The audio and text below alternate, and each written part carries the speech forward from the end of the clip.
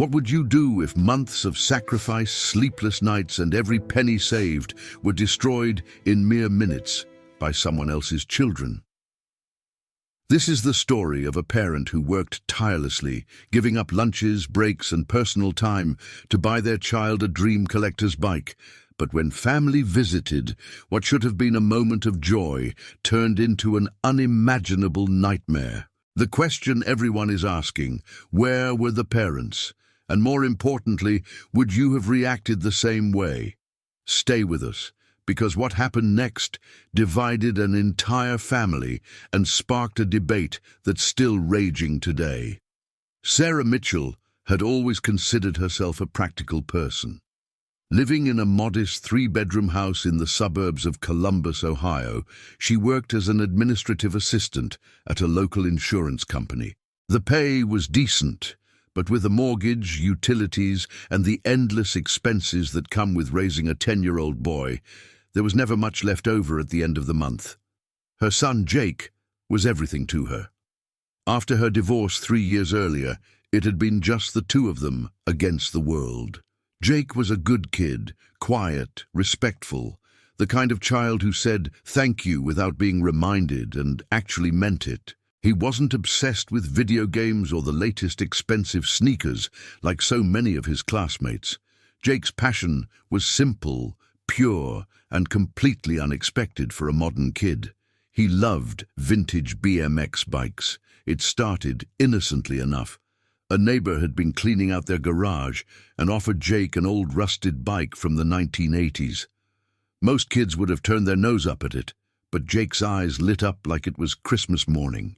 He spent weeks in the garage, watching YouTube videos, learning about degreasing chains, replacing brake pads, polishing chrome until it gleamed. That old discarded bike became his pride and joy.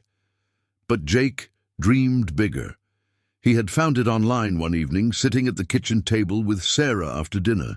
His hands were shaking slightly as he turned the laptop screen toward her. It was a 1984 Mongoose Californian, cherry red with chrome forks and the original Skyway mag wheels. Only 500 were ever made. This particular one was in near mint condition, still had the original decals, the factory grips, even the period-correct seat. The seller was asking $800. Sarah's heart sank when she saw the price. $800 might as well have been $8,000. Their bank account rarely saw more than a few $100s at any given time. Jake must have seen the look on her face, because he quickly closed the laptop and mumbled that it was okay, that he was just looking, that his current bike was fine. But Sarah couldn't shake the image of her son's face, that mixture of hope and resignation. Jake never asked for anything. He wore hand-me-downs without complaint. He understood when she said they couldn't afford the school trip or the new cleats for soccer. He was 10 years old and already carried the weight of their financial reality on his small shoulders. That night, after Jake went to bed, Sarah made a decision. She opened a new savings account online and transferred $20 into it. It was a start. What followed were 4 months of sacrifice that would have broken most people. Sarah's lunch break at work became a time to sit in her car and eat homemade sandwiches instead of joining colleagues at nearby restaurants. The coffee shop visits stopped entirely. She started walking to work 3 days a week to save on gas, even when Ohio's bitter winter winds cut through her thin coat. She sold her old college textbooks, a barely used stand mixer, and a necklace her ex-husband had given her years ago. Every extra shift offered at work, she took. Every freelance data entry gig she could find online, she accepted, staying up until 2 in the morning, typing away while Jake slept. Her co-workers commented on how tired she looked. Her mother called, concerned about the dark circles under her eyes. But Sarah kept going. She tracked every penny in a small notebook, $50 from selling books, $30 from the stand mixer, $120 from 2 weeks of overtime, $15 saved from meal prepping instead of takeout. The numbers climbed slowly, painfully slowly. There were setbacks, unexpected car repairs that drained $100. a medical copay that took another 50. But she rebuilt the fund each time. Jake noticed something was different, but he didn't know what. He asked once why Mum was eating sandwiches in the car instead of coming home for lunch. Sarah told him she was saving time, trying to get ahead on work projects. It wasn't entirely a lie. By mid-March, Sarah had $640 saved. She was so close. She picked up an extra weekend shift, agreed to help her neighbor with yard work for $40, and sold an old camera she never used anymore. On March 28th, a cold Tuesday morning, Sarah checked her savings account and saw the balance, $835. She contacted the seller that same day. The bike was still available. They arranged to meet that Saturday in a public parking lot halfway between Columbus and Cleveland. Sarah brought Jake along, but told him they were just going shopping for groceries at a warehouse store. The lie felt necessary. She wanted it to be a surprise. When they pulled into the parking lot and Sarah saw the man standing there with the Mongoose Californian, her heart was pounding. The bike was even more beautiful in person. The red paint gleamed in the afternoon sun. The chrome caught the light like liquid silver. Every detail was perfect. Sarah got out of the car and inspected the bike carefully. She had done her research over the past months, learned what to look for, what questions to ask. The serial numbers matched. The components were original. This was the real deal. She handed over $800 in cash, money that represented countless sacrificed lunches, sleepless nights, and an aching determination to give her son something extraordinary. When she turned around, Jake was standing outside the car, frozen. His mouth was open, eyes wide. He looked at the bike, then at his mother, then back at the bike. For a long moment, he didn't say anything. Then tears started streaming down his face. He threw his arms around Sarah and sobbed into her jacket. "Thank you, Mom. Thank you, thank you, thank you." The man selling the bike smiled and quietly excused himself. Mother and son stood there in that parking lot for what felt like an eternity, holding each other, the magnificent red BMX gleaming beside them. On the drive home, Jake couldn't stop touching the bike, couldn't stop talking about every detail, every component, every perfect element. He knew exactly what this was, knew how rare it was, knew that something like this shouldn't have been possible for them. He was old enough to understand sacrifice when he saw it. That night, Jake carefully rolled the bike into the living room. Sarah protested mildly, suggesting the garage might be better, but Jake's pleading look melted her resolve. He wanted to be able to see it, to wake up every morning and know it was real. They found a spot near the window where the afternoon light would hit it perfectly. Jake sat on the couch and just stared at it for an hour before bed. Sarah watched her son's face, saw the pure joy there, and knew every sacrifice had been worth it. Every cold walk to work, every late night, every skipped meal, all of it justified by this moment. She had given her son something more than a bike. She had shown him that hard work and determination could make dreams come true, that sacrifice had meaning, that love could be measured in actions rather than words. What Sarah didn't know, couldn't possibly have known, was that in less than a week everything would change. A phone call was coming, a visit was being planned, and that beautiful bike, that symbol of months of love and sacrifice, would become the center of a family conflict that would tear relationships apart and force impossible questions about responsibility, respect, and the true meaning of family. The phone call came on a Thursday evening. Sarah was washing dishes while Jake did homework at the kitchen table, occasionally glancing into the living room to admire his bike. The ringtone made her sigh before she even looked at the screen. It was her brother, Marcus. Marcus Mitchell was 2 years older than Sarah and lived a very different life.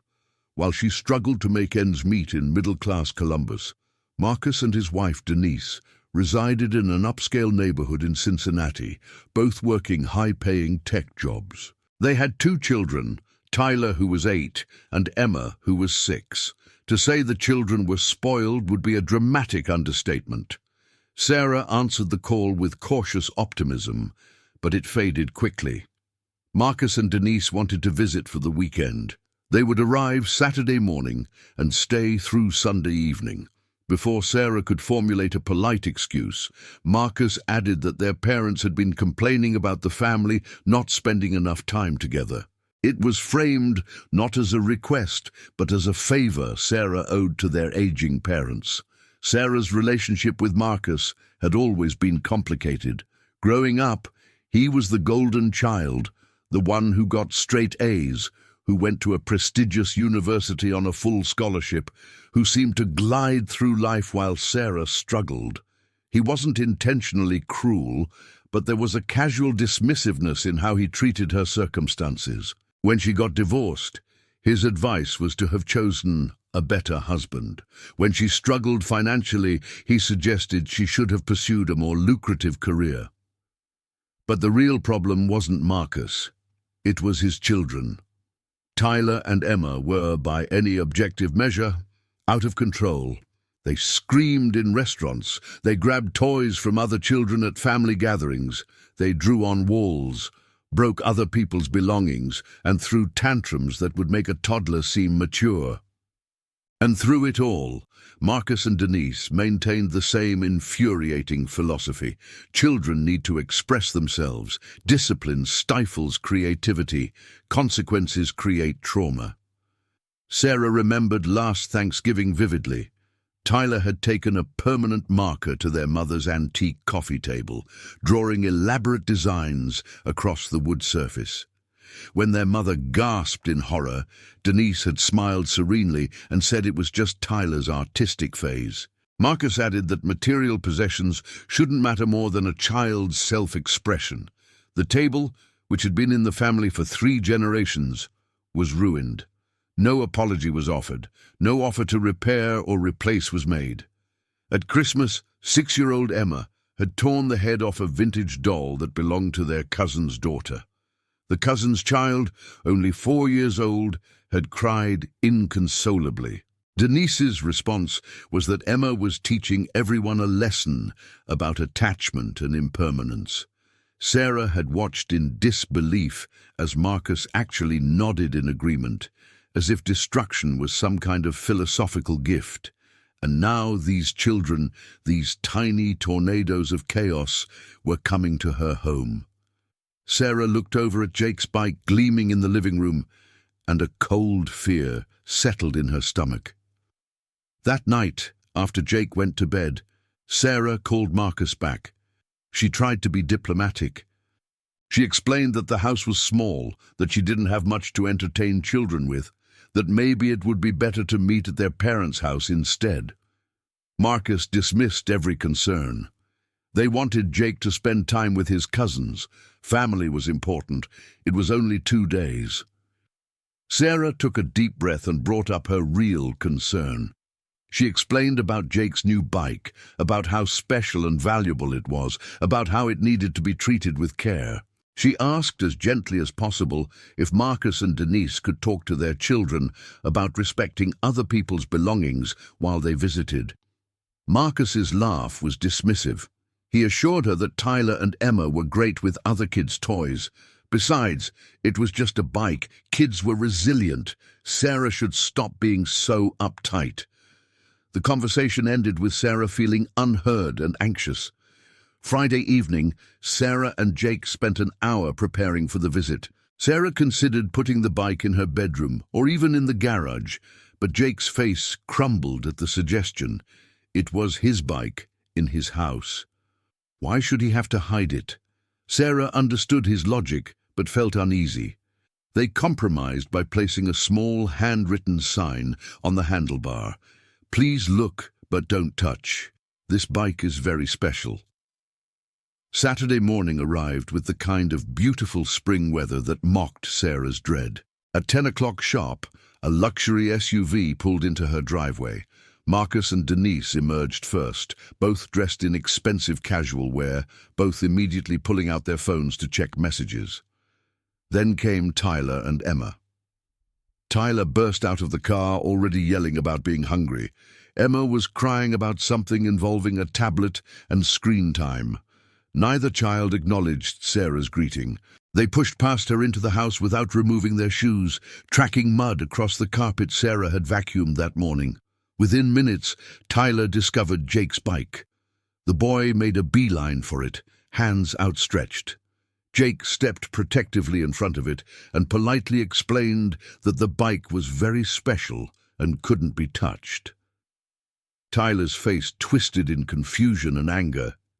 He had never been told no by another child before. He looked to his father. Marcus, scrolling through his phone, glanced up briefly. "Come on, Jake, let him look at it. Sharing is caring, right?" Sarah interjected, explaining gently that this was a collector's item, very valuable, and needed to be treated carefully. She pointed to the sign. Denise finally looked up from her phone, saw the sign, and actually laughed. "A sign? You made a sign for children?" "Sarah, that's a bit much, don't you think? It's just a bike." "Tyler, honey, you can look at it, just don't be rough." The word "just" hit Sarah like a slap. Just a bike. Those two words that would echo in her mind for weeks to come. It wasn't just a bike. It was 4 months of sacrifice. It was skipped meals and overtime shifts. It was every ounce of love she had for her son made tangible. But she bit her tongue. Family harmony, getting along, not making waves. All the unspoken rules she had learned growing up in a family where Marcus was always right and Sarah was always too sensitive. The first day passed in a haze of tension. Tyler and Emma ran through the house screaming. They demanded specific foods that Sarah didn't have. They refused to eat the lunch she made. They fought with each other constantly, their shrill voices piercing. Marcus and Denise sat on the couch, absorbed in their phones, occasionally murmuring things like, "Use your words," or "express your feelings," but never actually intervening. Jake retreated to his room for most of the day. Sarah found him there in the afternoon, lying on his bed, staring at the ceiling. He asked quietly how much longer they were staying. She told him through tomorrow. He nodded and said nothing else, but she could see the misery on his face. That evening, Sarah made spaghetti for dinner. Tyler announced loudly that he hated spaghetti and threw his plate on the floor. Marinara sauce splattered across the linoleum. Marcus calmly explained that Tyler was expressing his food autonomy and that forcing children to eat things they didn't like was a form of control. Sarah, on her hands and knees cleaning sauce off her floor, said nothing. As night fell and the children finally went to sleep in the guest room, Sarah allowed herself a moment of relief. 1 day down, 1 to go. She checked on the bike before bed. It stood untouched, magnificent, perfect. She ran her finger along the chrome fork and whispered a small prayer that it would still be perfect tomorrow. That night, Sarah barely slept. She kept hearing noises, phantom sounds of small feet and grasping hands. When morning finally came, she was exhausted but relieved. Just a few more hours. They would leave by evening. She could do this. Sunday morning started calmly enough. The adults had coffee while the children watched television. Jake stayed in his room. Around 11, Sarah needed to run to the basement to switch laundry. It would take 5 minutes, maybe less. Marcus and Denise were right there in the living room. The children were occupied with cartoons. What could possibly happen in 5 minutes? Sarah headed downstairs, started the dryer, and was transferring wet clothes to a basket when she heard it. A crash. Then laughter. High-pitched, delighted, childish laughter. Then Jake's voice, screaming, "No, no, stop!" Sarah dropped the laundry basket and ran for the stairs.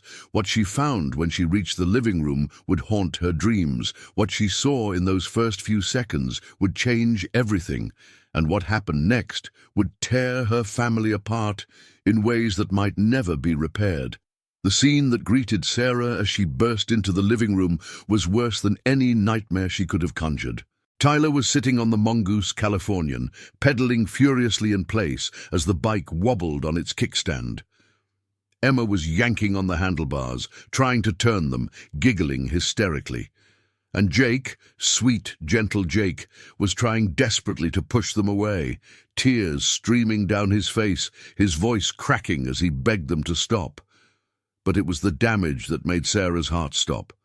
The damage that 4 months of sacrifice couldn't protect against. The damage that 5 minutes of unchecked chaos had inflicted.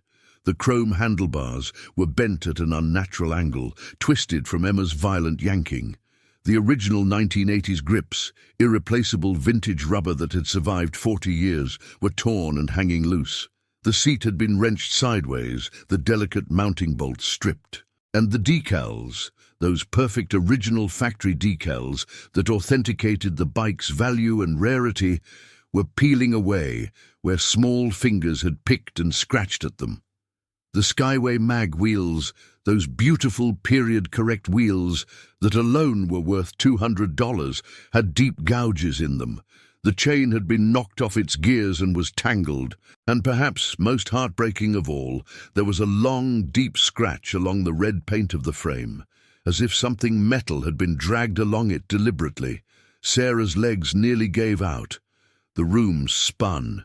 She couldn't breathe, couldn't think, couldn't process what she was seeing. This couldn't be real, this couldn't be happening. Get off! Get off! Right now! The voice that came out of her was barely human.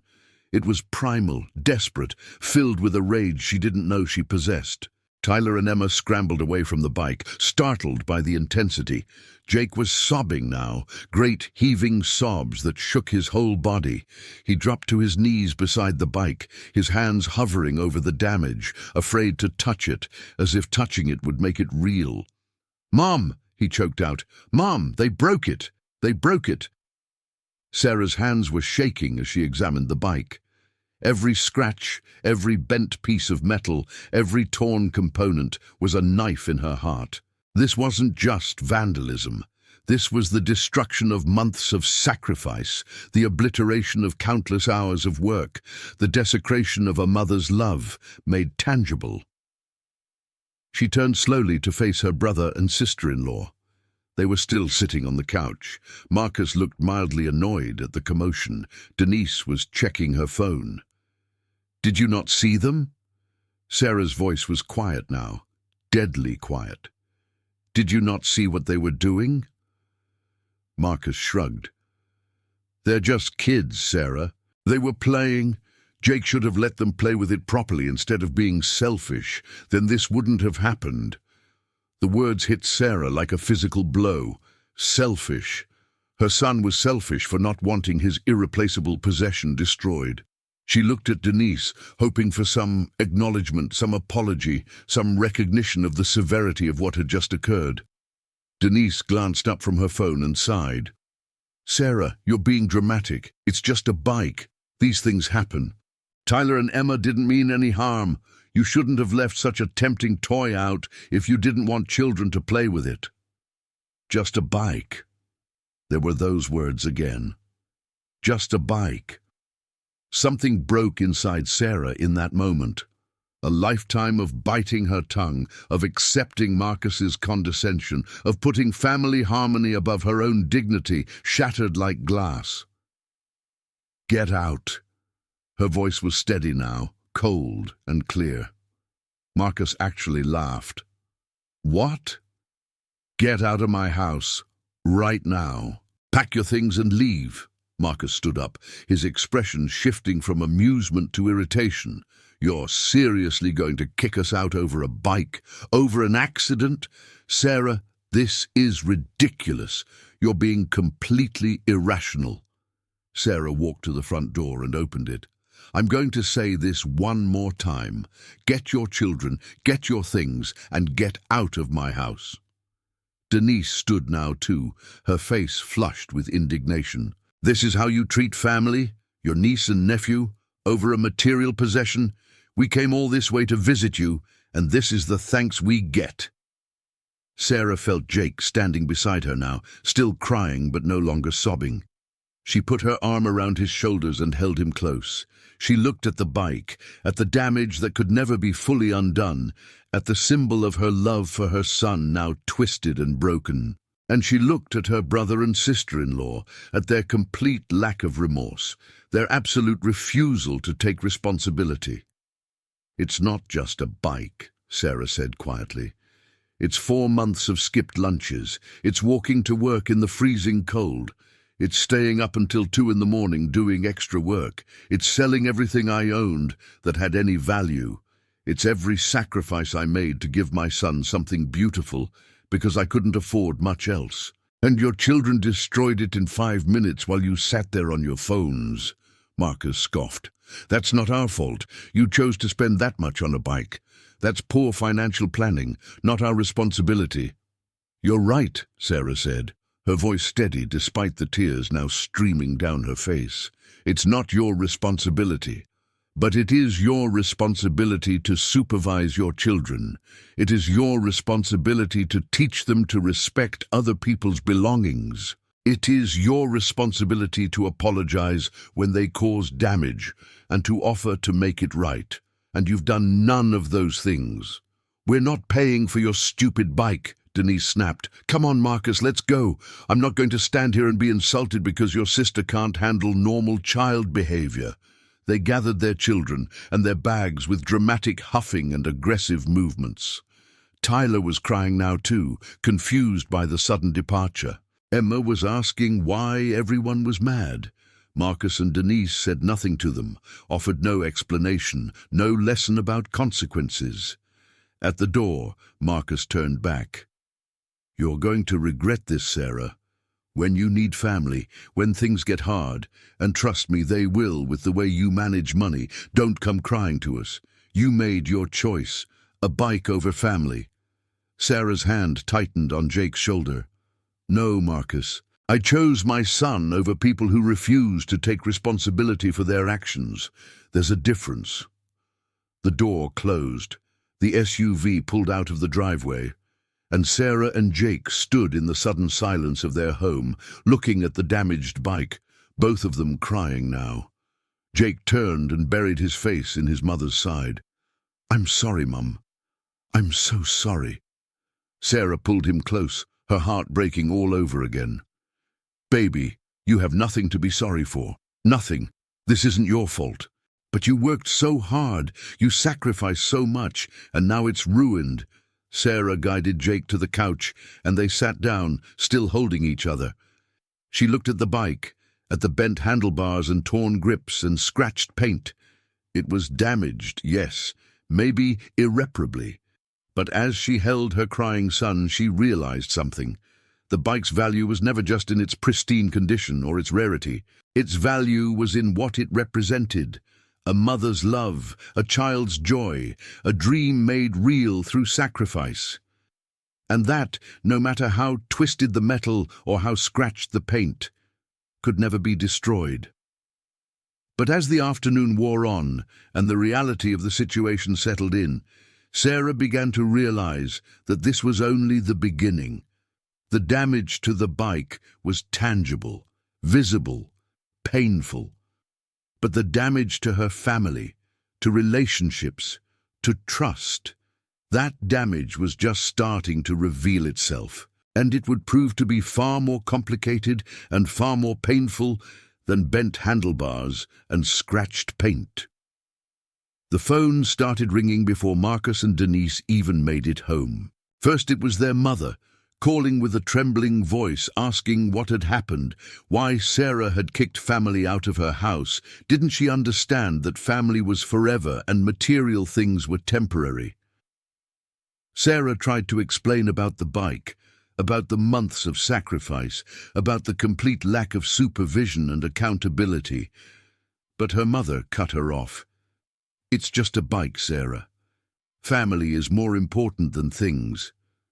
There were those words again.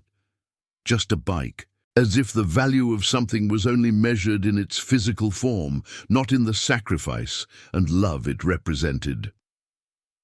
Her father called next, gruff and disappointed. He said Marcus was upset, that Denise was crying, that the children were confused and hurt. He said Sarah had always been too sensitive, too quick to anger, that she needed to apologize and make this right. When Sarah asked if Marcus and Denise had apologized for the destruction, her father said that wasn't the point. They were family. You forgave family. But what Sarah heard underneath his words was what had always been there. Marcus was the successful one, the golden child who could do no wrong. And Sarah was the struggling single mother who should be grateful her successful brother wanted to spend time with her at all. By evening, Sarah had received 12 phone calls, 7 text messages, and 3 voicemails. Cousins, aunts, uncles, even family friends weighing in on the situation. Most took Marcus's side. Some tried to play mediator, suggesting that everyone was wrong, that both sides needed to compromise, that family was too important to let a misunderstanding tear apart. A misunderstanding. As if what happened was some kind of miscommunication, rather than the deliberate destruction of property and the absolute refusal to take responsibility for it. Jake had retreated to his room after the first few phone calls. Sarah found him there that evening, sitting on his bed, staring at nothing. His eyes were red and swollen. He looked up when she entered, and the guilt on his face nearly broke her. "This is all my fault," he whispered. "If I hadn't wanted that stupid bike, none of this would be happening."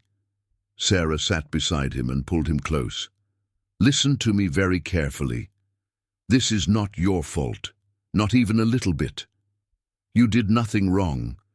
You wanted something beautiful, and I wanted to give it to you. That's not wrong. What's wrong is that 2 children destroyed something precious and their parents refused to acknowledge it or take responsibility. But Grandma and Grandpa are mad at you. Everyone's mad at you, and it's because of me and the bike." Sarah cupped Jake's face in her hands and made him look at her. "They're not mad because of you. They're mad because I set a boundary. I said no. I demanded accountability. And a lot of people in our family aren't used to that from me. I've spent a lot of years keeping quiet, going along, not making waves. And the one time I stand up for us, for what's right, they don't like it." That night, after Jake finally fell asleep, Sarah sat alone in the living room with the damaged bike. She had tried to research repair options online. Some of the damage could be fixed. The chain could be reattached. The seat could potentially be realigned, though the stripped bolt was concerning. But the bent handlebars, the torn original grips, the scratched decals, those were irreplaceable. The bike would never be pristine again. Its value as a collector's item was significantly diminished, if not destroyed entirely. Sarah thought about what Marcus had said, that she had chosen a bike over family, but that wasn't accurate. She hadn't chosen a bike. She had chosen respect. She had chosen accountability. She had chosen to teach her son that it was okay to have boundaries, that his things mattered, that he didn't have to accept being treated poorly just because someone was family. The following days were harder than Sarah expected. Her mother called every day, applying pressure. Marcus sent texts alternating between angry accusations and guilt trips. Denise posted vague messages on social media about ungrateful siblings and toxic family members. Sarah's phone buzzed constantly with relatives weighing in, most of them telling her she owed Marcus an apology. But the one thing nobody mentioned, the one thing that seemed completely absent from every conversation, was any acknowledgement that Tyler and Emma had done something wrong, that Marcus and Denise had failed to supervise their children. That damage had been caused and compensation was deserved. Sarah composed a message to Marcus 3 days after the incident. She kept it factual and calm. She explained that the bike was a rare collector's item worth approximately $800. The damage had reduced its value significantly. She was not asking them to restore it to pristine condition, as that would likely be impossible, but she was asking them to compensate for the decreased value and the repair costs, which she estimated at around $400. Marcus's response came within minutes. It was a single word. No. Sarah tried again. She sent photos of the damage. She sent screenshots of similar bikes and their market values. She explained again how long she had saved, how much she had sacrificed. She wasn't trying to punish them. She just wanted acknowledgement that real damage had been done and real compensation was owed. Marcus's second response was longer. He said that Sarah had created an unsafe environment by leaving an expensive item accessible to children. He said that if the bike was so valuable, she should have put it away. He said that demanding money from family was greedy and showed her true character. He said that until she apologized for kicking them out and for her unhinged behavior, he would not be speaking to her, and he would be telling everyone in the family what kind of person she really was. Sarah read the message 3 times. Each time, her disbelief grew. Unsafe environment. As if 2 unsupervised children destroying property was somehow her fault for trusting that parents would watch their own children for 5 minutes. She showed the messages to her closest friend, Jennifer, who had been supportive throughout the ordeal. Jennifer's response was immediate and fierce. She called Marcus's logic absurd, his behavior manipulative, and his refusal to compensate for the damage both legally and morally wrong. She encouraged Sarah to consider small claims court. Sarah thought about it. She really did. But the idea of suing her own brother, of making this even more public and contentious, of putting even more strain on family relationships, felt exhausting and expensive. And ultimately, she wasn't sure it was worth it. What hurt most wasn't even the destroyed bike or the lost money. It was the complete lack of empathy from Marcus and Denise. They had watched her son cry. They had seen the devastation on his face. They knew how much the bike meant to him, and they simply didn't care. Their children's lack of consequences was more important than anyone else's pain. 2 weeks after the incident, Sarah's mother called with a proposition. She had been talking to Marcus. He was willing to let bygones be bygones if Sarah apologized for overreacting and kicking them out. They could all move forward as a family. They wouldn't discuss the bike anymore. Everyone would just forget it happened and start fresh. Sarah asked the question she already knew the answer to. And would Marcus and Denise be apologizing for what their children did? Would they be offering any kind of compensation? The silence on the other end of the line was answer enough. Finally, her mother spoke, her voice tired. "Sarah, they're not going to do that. You know they're not. So you have to decide what's more important to you, being right or having your family." It was framed as an ultimatum, but Sarah heard it for what it really was. A demand that she sacrifice her dignity, her boundaries, and her son's right to respect in order to maintain the illusion of family harmony. An insistence that she accept unequal treatment because that's how it had always been. A requirement that she be smaller, quieter, more accommodating, so that Marcus could continue being the golden child who was never wrong. "I choose my son," Sarah said quietly. "I choose teaching him that respect matters. I choose showing him that sometimes doing the right thing means disappointing people who expect you to tolerate being treated poorly. I choose him, Mom. Every time." Her mother hung up without saying goodbye. That night, Sarah and Jake sat together in the living room. The bike was still there, still damaged, a constant reminder of what had happened. Jake had barely looked at it in the past 2 weeks. Sarah knew he blamed himself, despite her reassurances. "Jake," she said gently, "I need you to hear something. What happened with the bike, with Uncle Marcus and Aunt Denise, with the family being upset, none of that changes how much I love you.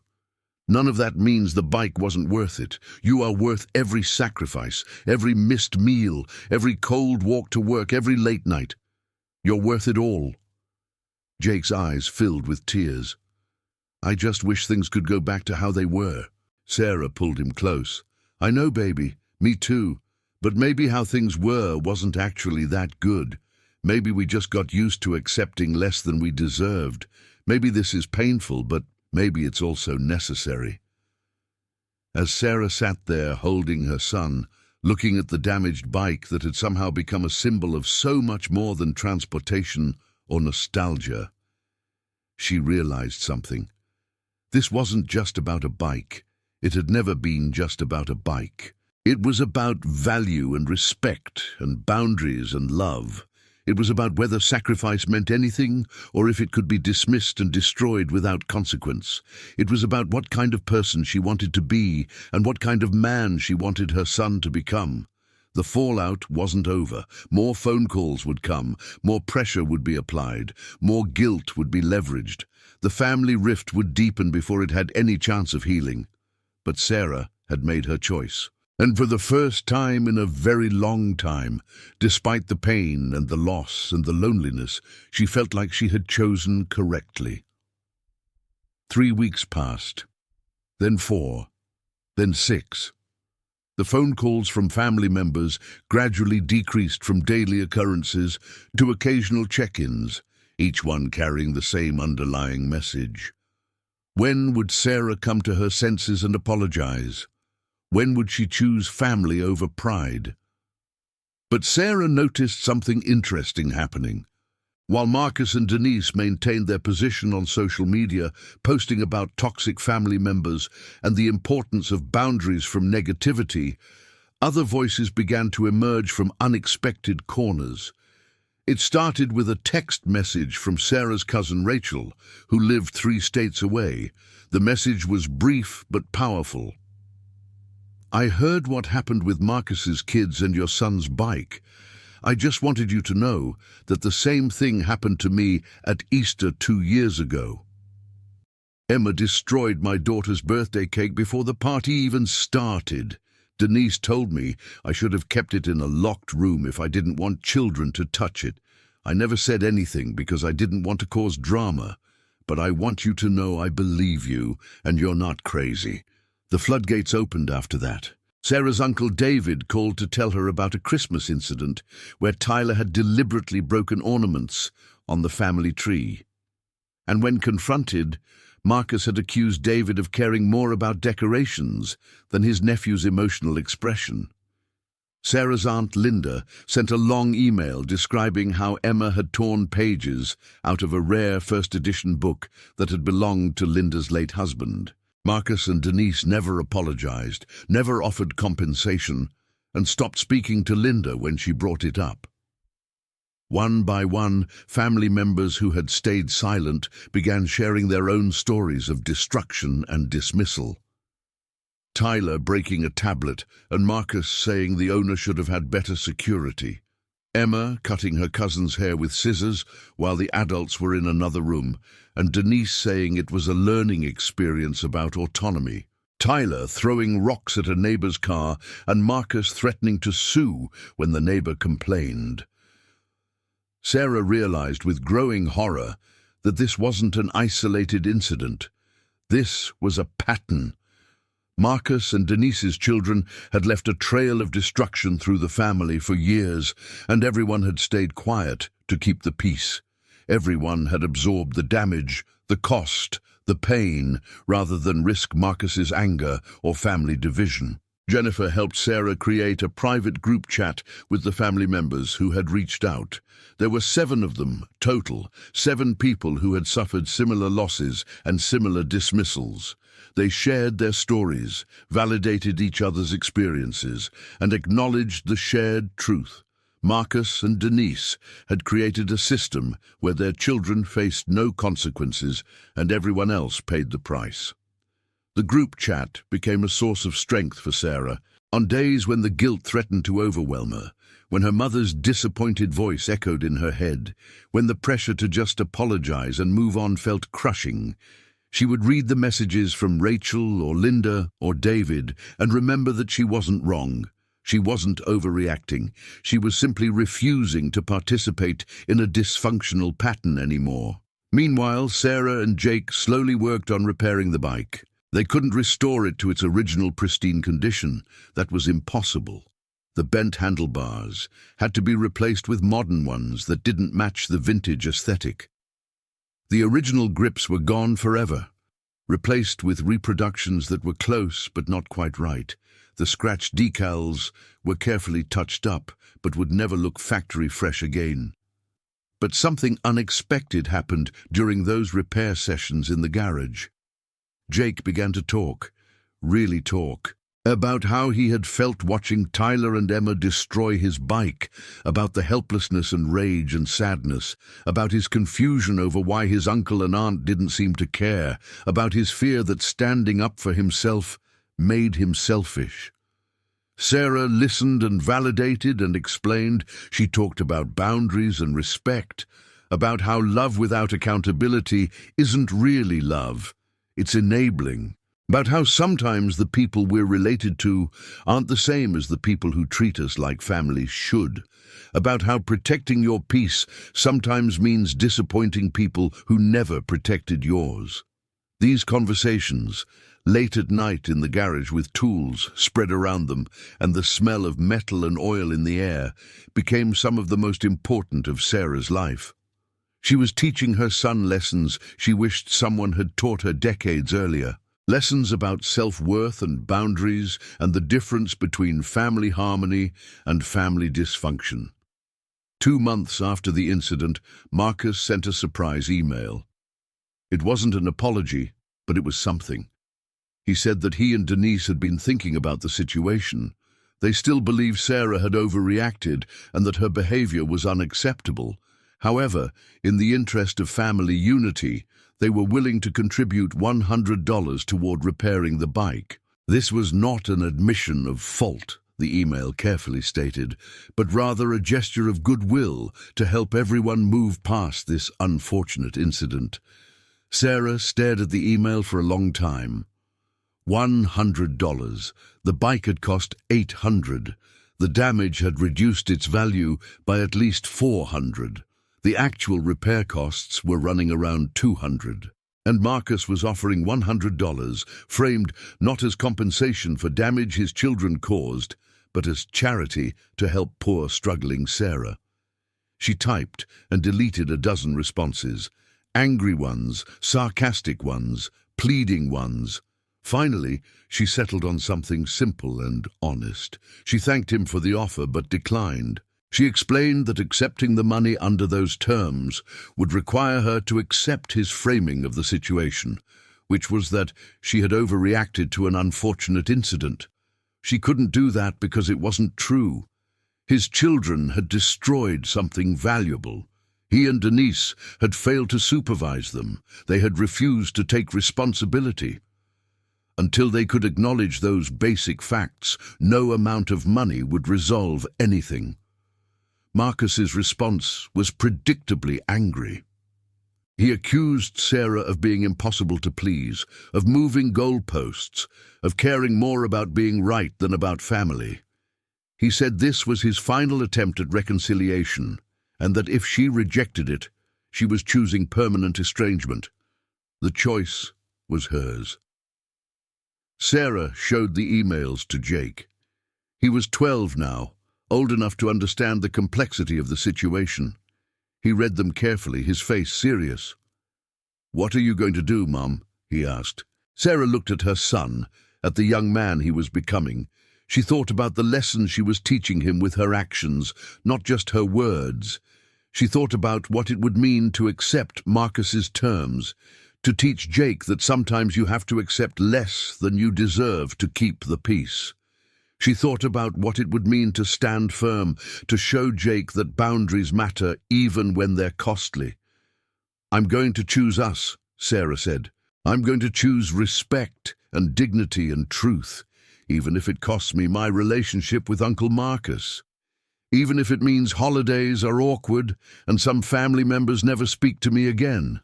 I'm going to choose what's right over what's easy." Jake nodded slowly. Then he smiled, small but genuine. "Good, because that's what you taught me to do, and I think you should follow your own advice." Sarah felt tears prick her eyes. When had her little boy become so wise? She sent her final message to Marcus that evening. It was brief. She said that she loved him and hoped that someday he would understand why she couldn't accept his offer. She said she remained open to genuine reconciliation, which would require acknowledgement of what happened and sincere apologies. She said that until then, she needed to protect her peace and her son's well-being by maintaining distance. She wished him and his family well and ended with a simple truth. Family should be the people who support you, respect you, and take responsibility when they hurt you. Blood relation alone wasn't enough. Marcus never responded. The holidays that year were different, smaller. Sarah and Jake spent Thanksgiving with Jennifer and her family instead of the traditional large Mitchell family gathering. Christmas was quiet, just the two of them and a few close friends. Sarah's parents sent cards, but nothing else. The silence from Marcus's side of the family was complete, but something unexpected happened. The relationships with the cousins who had reached out, the other survivors of Tyler and Emma's destruction, deepened and strengthened. They started their own traditions. Rachel invited Sarah and Jake to Easter. David included them in a summer barbecue. Linda sent birthday gifts to Jake and actually remembered what he liked. Sarah realized that she had spent so much energy trying to maintain relationships with people who didn't value her that she had neglected the people who did. The family she had been fighting to stay connected to wasn't actually very connected at all. It was a performance of connection, a facade of unity that required constant sacrifice from some members to maintain the comfort of others. One evening, nearly 8 months after the incident, Jake rolled the repaired bike into the living room. It wasn't perfect. The modern handlebars looked slightly out of place. The replacement grips were close but not exact. The touched-up decals showed their repairs under close inspection. But it was rideable. It was functional. It was still beautiful in its own way. "You know what, Mom?" Jake said, looking at the bike with a thoughtful expression. "I think I actually like it better now." Sarah raised an eyebrow. "Better than pristine condition?" Jake nodded. "When it was perfect, I was always afraid to ride it, afraid to scratch it or damage it. It was more like a museum piece than a bike. But now, with all the repairs we did together, all the hours we spent fixing it, all the conversations we had in the garage, it means something different. It's not just about the bike anymore. It's about what we learned together, about standing up for ourselves, about boundaries and respect. The bike is cooler now because of its story, not despite it." Sarah felt something loosen in her chest, a tension she hadn't fully realized she was carrying. Her son was right. The bike's perfection had been destroyed, but something more valuable had been built in its place. A stronger relationship, clearer boundaries, deeper understanding, self-respect. That night, Sarah received an unexpected email. It was from Denise, not Marcus. The subject line read, "I owe you an apology." Sarah's hand trembled as she opened it. The email was long, rambling in places, clearly written and rewritten multiple times. Denise explained that she and Marcus had started seeing a family therapist, not because of the bike incident specifically, but because Tyler and Emma's school had required it after multiple behavioral incidents. The therapist had asked them to examine their parenting approach and its consequences. Denise wrote that the process had been painful and eye-opening. She was beginning to understand how their permissive style and refusal to enforce consequences had harmed their children, not helped them. Tyler and Emma were struggling socially because they had never learned to respect boundaries. They had no real friends because other children avoided them. They were falling behind academically because they had never learned that actions have consequences. The email continued with specific acknowledgments. Denise admitted that she and Marcus had failed to supervise the children that day. She acknowledged that real damage had been done to something irreplaceable. She recognized that their response, refusing accountability and demanding Sarah apologize instead, had been wrong. She said she understood if Sarah never wanted to speak to her again, but she needed to say it anyway. She was sorry, genuinely, completely sorry. The email ended with an offer. She and Marcus would like to compensate Sarah for the full value of the bike, $800. They understood it couldn't undo the damage, but it was the least they could do. She also said she would understand if Sarah declined, but the offer stood regardless of whether they reconciled. Sarah read the email 3 times. She felt a complex swirl of emotions: vindication that she had been right, sadness for the time lost, uncertainty about whether this apology was enough, hope that maybe eventually healing was possible. She didn't respond immediately. She sat with it for a few days, talked it through with Jake and with Jennifer. Jake, with his 12-year-old wisdom, said something that stuck with her. An apology means they know they were wrong, but forgiveness means we're okay with what happened. I don't think we have to give one just because we got the other. Sarah realized he was right. She could acknowledge Denise's apology, even appreciate it, without immediately returning to how things were before. Boundaries didn't disappear just because someone apologized. Trust had to be rebuilt slowly. She wrote back a careful response. She thanked Denise for the apology and acknowledged that it meant something. She said she was willing to accept the $800, not as a way of erasing what happened, but as appropriate accountability. She said she was open to gradually rebuilding a relationship, but it would take time and would need to include changed behavior, not just changed words. She ended by saying she hoped Tyler and Emma would benefit from the therapy and learn the skills they needed to thrive. Denise responded immediately, accepting all of Sarah's terms. The $800 arrived by check a week later. Sarah deposited it and immediately put it into Jake's college fund. The bike itself remained in the living room, imperfect and repaired, a reminder of everything they had been through. 3 months later, Sarah agreed to meet Denise for coffee. Not Marcus yet. She wasn't ready for that. But Denise alone. They talked for 2 hours. Denise shared more about the therapy, about the hard realizations, about the work they were doing with Tyler and Emma.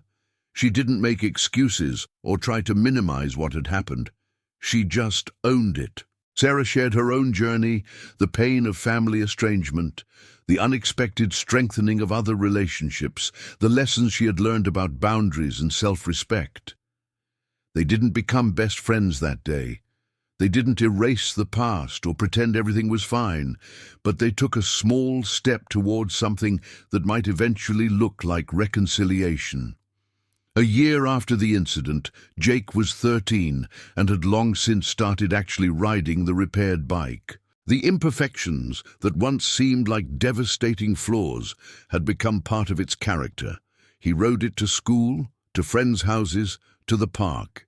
It accumulated new scratches and wear from actual use, and each one mattered less than the ones that had come before. Sarah had learned something profound through this entire experience. Sometimes protecting what you love means fighting for it. Sometimes it means setting boundaries that others find unacceptable. Sometimes it means choosing your peace over other people's comfort. And sometimes, just sometimes, standing your ground opens the door to real change, even if that change comes slowly and imperfectly. The relationship with Marcus remained distant. He had apologized eventually, but it was brief and lacked the depth of Denise's acknowledgement. Sarah accepted it for what it was and maintained cordial but limited contact. Some relationships, she learned, couldn't be fully repaired. And that was okay.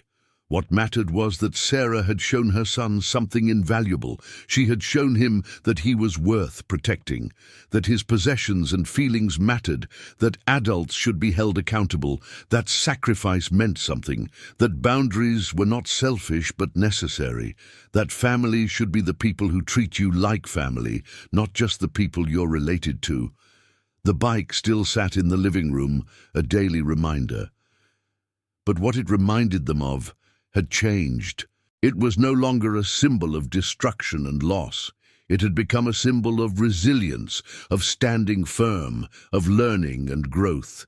It represented the idea that something broken could be repaired, even if never quite the same, that imperfection could be beautiful, that the scars we carry can tell stories of survival rather than defeat. Jake often brought friends over to see the bike now, and when they asked about it, he told them the story.